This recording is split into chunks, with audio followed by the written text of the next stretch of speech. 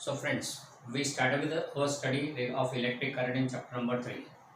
In chapter number 3, we saw regarding current, how it is generated, what are its different properties. Then we studied regarding resistors, one who opposes the current and controls the current. Then we saw series and parallel connection of resistors using which we can manipulate the current as per our requirement. Then we studied Weston bricks to find the value of resistance, color code to judge the value of resistance. Then we saw potentiometer using which we can find the EMF of the battery. We took series and parallel connection of EFs, batteries also. Now, there we studied completely regarding electric current. Then we started study of effects of electric current, in which very first effect is heating effect. Heating effects of electric current. Heating effects हमने क्या लिया? When electric current is passed, heat energy is produced. When electric current is passed, heat energy is produced. हमने ये heat energy का formula लिया था, याद हो तो ऐसा कुछ आता है H equal to I square R T V square by R T. That was the electric energy utilised which was converting into heat energy. इसका रिवर्स भी हम लोग पढ़ते हैं, heat energy converting to electric energy, यानी कि producing electricity using heat. This is called thermo electricity. This we call it as Joule effect, converting electrical to heat energy. That's called Joule effect. ये thermo electricity हो गया, producing electricity using heat. ये heating effect का reverse में, electrical to heat energy to electric energy. But this has been removed from our syllabus. We are not to study this. After that, we take chemical effects of electric current. Chemical effects of electric current. Chemical effects में क्या करते हैं? When electric current is passed, chemical energy is produced. When electric current is passed, chemical energy is produced. यानी कि electrical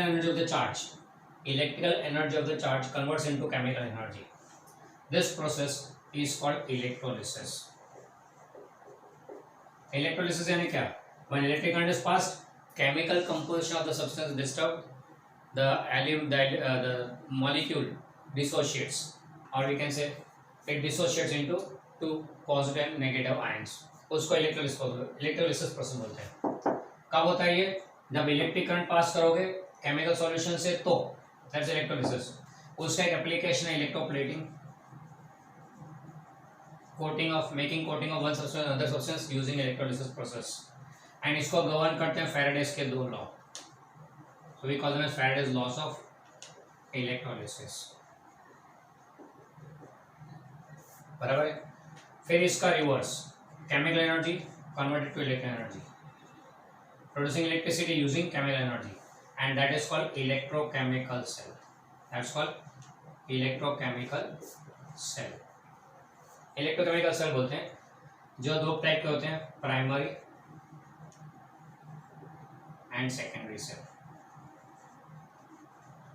primary and secondary cell. Primary cell यानी one which can not be reused, recharging नहीं कर सकते और reuse नहीं कर सकते, one time use and throw. जो ड्राई सेल आते हैं हमारे, वो सारे प्राइमरी सेल होते हैं.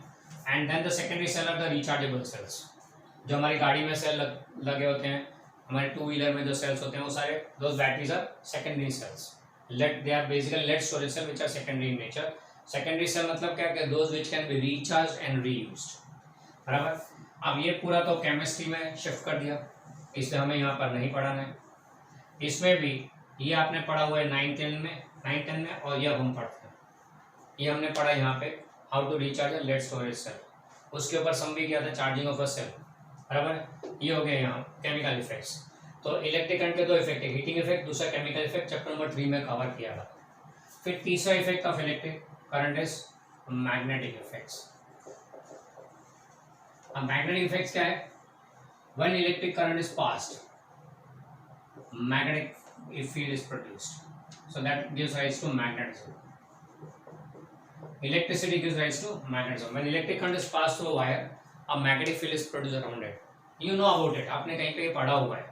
याद करें तो 10th में ये आपने पढ़ा हुआ है कि when electric current is passed through a wire, always a magnetic field is produced. And ऐसा हमें बताया था ऑयस्टेड नाम के साइंटिस्ट ने.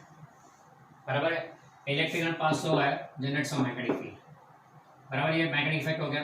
सब में रिवर्स स्टडी किया तो यहाँ पे भी रिवर्स होता है. इसी को रिवर्स में स्टडी किया एक साइंटिस्ट ने, फैराडे ने. who concluded that magnetic field produces electric current यानी electric current produces magnetism produces electric current यानी electricity and magnetism are mutually convertible इससे दोनों को कंबाइन करके नाम दिया गया electromagnetism one which studies the mutual conversion of the two that's called electromagnetism okay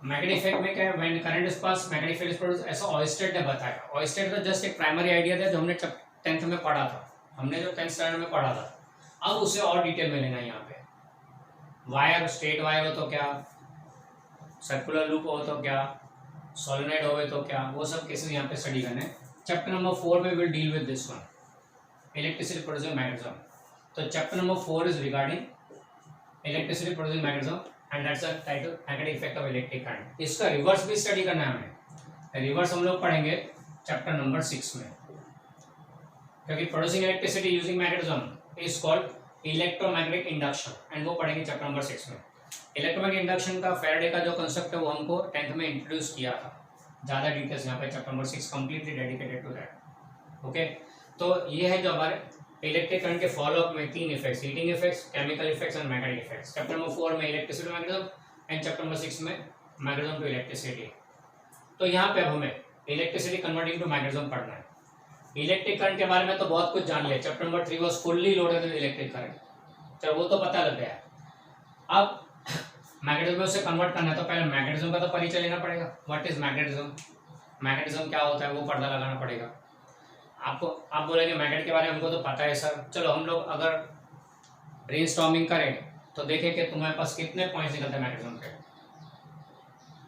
you will come out with around 4 to 5 points not more than that क्या हो सकता है मैग्नेटिज्म यानी क्या मैग्नेट्स के बारे में बात है व्हाट इज मैग्नेट्स मैग्नेट यानी क्या वन विच अट्रैक्ट्स किसको अट्रैक्ट करता है it attracts iron only a substance which attracts iron is called magnet एक पॉइंट दूसरा पॉइंट हर एक मैग्नेट के 2 पोल होते हैं north pole and south pole बराबर वो भी आपको पता है तीसरा you know like poles repel each other unlike poles attract each other बराबर है चौथा हर एक मैग्नेट का अपना एरिया होता है जिसके अंदर वो मैग्नेटिक फोर्स लगा सकता है उसके बाद ऐसे जैसे दूर जाओगे मैग्नेटिक फोर्स कम हो जाएगा पांचवा ढूंढो अभी क्या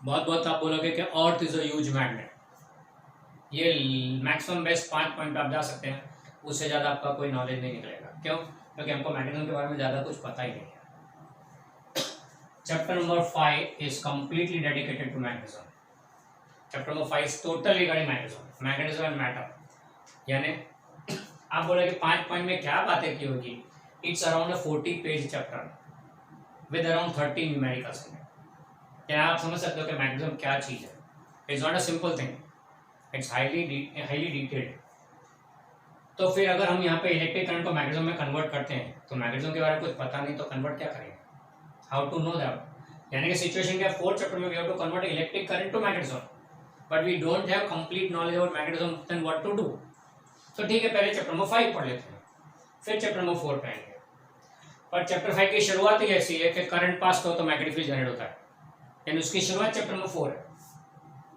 तो फिर पंगा ये होता है कि 5th चैप्टर को पढ़ने के लिए 4th पढ़ना पड़े 4th को पढ़ने के लिए 5th का नॉलेज होना चाहिए तो करेंगे क्या दोनों को एक साथ पढ़ेंगे नहीं दैट इज नॉट एडवाइजेबल इसलिए हम क्या करें will take out a middle way will initially take some concepts of chapter number 5 which are useful in chapter number 4 will take few concepts of chapter number 5 which are useful for chapter number 4 वो पहले पढ़ लेते हैं यानी magnetism का एक basic know how ले लेते हैं वैसे तो नोट्स में पहले पेज पे लिखा हुआ है रिवीजन पर आपने पहले कभी देखा ही नहीं तो उसका रिवीजन कैसे करोगे what does revision means revision एक बार देखा उसे फिर से देखो तो रिवीजन बोलते हैं रिपीट करते हैं वैसे रिवीजन इस विजन को रिपीट करो अल्लाह पहली बार इन देखा तो रिवीजन कहाँ से होगा नहीं but we accept that chapter number 5 के बारे में आपको थोड़ा नॉलेज है यूँ करके हम लोग इधर रिवीजन सॉर्ट ऑफ टाइटल लिखा हुआ है मैंने बराबर है पर इनिशियली आपके लिए तो ये पहली बार विजन है चैप्टर नंबर 4 के बिगिनिंग में you will find that there will be one complete page regarding magnetism उसको पढ़ने के बाद will switch over to chapter number 4 okay तब हमारा जो नेक्स्ट पार्ट है that is talking about magnetism clear फिर चलते हैं आगे चैप्टर नंबर 4 में so let's start with the concept of magnetism यानी क्या बेसिकली पहली बात तो magnetism is a branch of physics It's a branch of physics which studies magnets and related properties. ये वो ब्रांच है फिजिक्स का जो मैग्नेट्स एंड रिलेटेड प्रॉपर्टीज को स्टडी करता है. Okay, a branch of physics studies magnets and related properties. तब question is होता है मैग्नेट्स यानी क्या, what do mean by a magnet. तो magnet is a substance which attracts iron. सिर्फ आयन को ही अट्रैक्ट करता है, बाकी किसी मेटल को नहीं. इसलिए उसका नाम हिंदी में लोह चुंबक रखा है. लोह मीन्स लोहा यानी आयन एंड चुंबक means attracting. A substance which attracts ion is called magnet. बराबर. फिर it has two poles. Each magnet has two poles. That is north pole and south pole. It has a north pole and a south pole. We also know that like poles attract each other. नहीं तो like different types of magnets are available. एक तो bar magnet, दूसरा magnetic needle, पतली लंबी magnet, magnetic needle, north and south pole. Then we have cylindrical magnets, magnet in form of cylinder with north pole and south pole. Then we have a horseshoe magnet also, जो उसका पर typical application है horseshoe magnet का. horseshoe magnet भी है. These are different forms of magnets. बराबर है. We also know that like poles, magnet के like poles repel each other and unlike poles attract each other. This attraction or repulsion existing between two poles of magnet is called magnetic force. It's called magnetic force. The force of attraction or repulsion existing between two poles of a magnet is called magnetic force. ये magnetic force के बारे में देखें तो क्या है कि ये magnetic force, suppose एक बार मैग्नेट है, ये नॉर्थ पोल ये साउथ पोल. इस बार मैग्नेट में जैसे से आप दूर जाएंगे बार मैग्नेट से तो फोर्स कम होता जाएगा. The magnetic force will go on reducing up to certain distance. This force is considerable and beyond that distance the force becomes negligible. Magnet से जैसे जैसे दूर जाएंगे फोर्स का वैल्यू रिड्यूस होता जाएगा. Up to certain distance it is considerable, beyond that it is negligible. तो उस डिस्टेंस को रेडियस लेके अगर रीजन प्लॉट किया जाए अराउंड द गिवन मैग्नेट, उस डिस्टेंस को रेडियस लेके अगर रीजन प्लॉट किया जाए around the magnet, then within this region it can give considerable attract or repulsive force. So this region around the given magnet is called its magnetic field. It's called its magnetic field. The magnetic field यानी क्या? The region around the given magnet within which it can exert considerable force and outside which it cannot. That's called its magnetic field. बराबर. इस magnetic field में अगर कोई एक north pole यहाँ पे रख दे तो what will happen to this north pole? It will be attracted towards south pole. बराबर है. अभी अट्रैक्ट होगा तो follow certain particular path like this only. यहाँ पे रखा होगा तो फॉलो दिस पाथ ओनली. यहाँ रखा होगा तो फॉलो दिस पाथ ओनली. बराबर. यहाँ रखा होगा तो it be repelled like this, it be coming like this. तो ये हो गया line along with the unit north pole moves under the influence of given magnet, and this path is called magnetic lines of force. This is called magnetic lines of force, or it's called magnetic field lines. Magnetic field lines. Magnetic lines of force or magnetic field lines. These magnetic field lines emerge from north pole. क्यों? क्योंकि north को तो repel करेगा ना. यहाँ north लिया हुआ है हमने, तो north repel करेगा, south attract करेगा. तो it is always directed from north to south pole. They are directed from north pole to south pole. कहाँ पे? Outside magnet. Outside magnet they are directed from north to south, while inside the magnet they move from south to north. South pole to north pole inside magnet. ये magnetic lines of force के बारे में. जैसे electric field में electric field lines था, वैसे magnetic field में magnetic field lines है. Magnetic field lines emerge from north pole and enter into south pole. They emerge from north and enter into south outside the magnet, and inside the magnet they move from south to north. Thus they form complete closed loops. ये magnetic lines of force के बारे में बात हो गई. magnetic field lines. Now if we suppose have a area, one area here, some area, तो surface में से कितनी field lines पास होगी perpendicularly? That's called magnetic flux. Magnetic flux. Magnetic flux is denoted by phi. And इसको m लिख देंगे phi m for magnetic flux. आगे भी हमने phi लिया था इलेक्ट्रिक फ्लक्स के लिए, वैसे मैग्नेटिक फ्लक्स के लिए अगेन phi m। ना मैग्नेटिक फ्लक्स है क्या, number of field lines passing perpendicularly through a given surface is called magnetic flux linked with that surface. ये मैग्नेटिक फ्लक्स को मेजर कैसे करते हैं, it is number of field lines passing through any surface perpendicularly. इसका unit क्या होता है, तो इसका यूनिट है वेबर, WB, ऐसा यूनिट है इसका, इट्स ऐसा unit is weber given by WB, ये ऐसा यूनिट हो गया। ओके फिर अगर इस एरिया को 1 यूनिट ले लो, अगर इस एरिया को 1 यूनिट ले लो तो क्या बनेगा, फ्लक्स पर यूनिट एरिया। इस एरिया को 1 यूनिट ले लो, या फिर ये जो फ्लक्स फाइंड किया divide by area of the surface कर दो, तो जो मिलेगा उसको बोलते हैं magnetic field intensity. Magnetic field intensity, तो मैग्नेटिक फील्ड इंटेंसिटी B यानी क्या, amount of flux link per unit area, amount of flux link per unit area, that's called magnetic field intensity. And इसका यूनिट क्या होता है, तो flux का weber upon area का मीटर स्क्वायर, वेबर पर मीटर स्क्वायर, जिसको प्यार से टेस्ला भी कहते हैं, Tesla. This is the unit of magnetic field intensity. Okay, तो बेस्ड ऑन दिस वी से phi is equal to B into A। अब B यानी मैग्नेटिक फील्ड इंटेंसिटी, A यानी area, area is a vector quantity, magnetic field intensity is a vector quantity, phi flux is purely a scalar quantity, it's pure number of field lines passing है ना, तो it's a pure number, तो it's a scalar quantity। तो दो vector को multiply करो and answer scalar है, मतलब यहाँ डॉट प्रोडक्ट आएगा, and this will be BA cos theta, where theta is angle between B bar and A bar. ये मैग्नेटिक फील्ड इंटेंसिटी पर से मैग्नेटिक फ्लक्स का कांसेप्ट। ओके, फिर इधर how we indicate the magnetic field, तो we indicate magnetic field using arrows. Magnetic field directed from left to right, तो कहां से कहां होता है, नॉर्थ से south. Magnetic field directed from top to bottom, ये दूसरा नोटेशन उसका, नॉर्थ टू साउथ, बराबर है। तीसरा नोटेशन यू डॉट बताते हैं, equidistant dot shows magnetic field emerging out perpendicularly.